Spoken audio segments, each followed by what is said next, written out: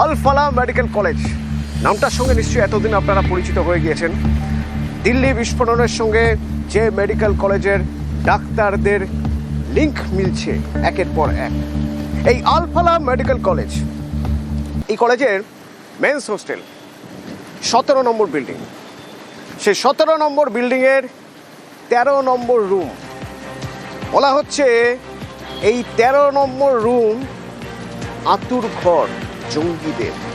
এই 13 নম্বর রুম থেকেই যা হওয়ার তা হয়েছে। এই মেডিকেল কলেজ চত্বর থেকে আমার সঙ্গে সরাসরি রয়েছেন আমার সহকর্মী মৈত্রী। এই 13 নম্বর রুম কার নামে অ্যালার্ট করা ছিল? এই 13 নম্বর রুমের দিকে এত বিশেষ নজর কেন তদন্তকারীদের? একেবারে দেখো অতনু, আমি এই মুহূর্তে বিশ্ববিদ্যালয়ের এমন একটি অংশে এসেছি যেখান থেকে বিশ্ববিদ্যালয়ের ক্যাম্পাস সরাসরি দেখা যায়, এবং আমরা যতটা জানতে পেরেছি এই সামনেই হচ্ছে এটা হস্টেল বিল্ডিং, যেটি সাদা রঙের যে বিল্ডিং এই মুহূর্তে দেখতে পাচ্ছ সেটাই হচ্ছে হস্টেল বিল্ডিং।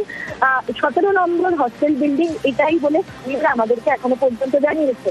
এবার যেটা জানা যাচ্ছে যে এই হস্টেল বিল্ডিং এরই 13 নম্বর ঘরে থাকতো মুজাম্মিল শাকিল, এবং এই ঘরটি এই মুহূর্তে তদন্তকারীদের নজরে রয়েছে। তার মূল কারণ হচ্ছে এই ঘরটি ছিল হচ্ছে জঙ্গিদের যে সমস্ত তাদের যে সমস্ত রকমের চক্রান্ত, সেই চক্রান্তের কেন্দ্রবিন্দুতে ছিল এই 13 নম্বর ঘর। এই ঘরে বসেই বৈঠক করা হতো, এবং এই ঘর থেকে কিন্তু একে একে সমস্ত রকমের কেমিক্যাল নিয়ে আসা হতো, সেই সমস্ত রাসায়নিকের পরীক্ষা করা হতো, এবং তার সঙ্গে সঙ্গে সেখানেই বৈঠক করে সিদ্ধান্ত নেওয়া হতো কি করা হবে।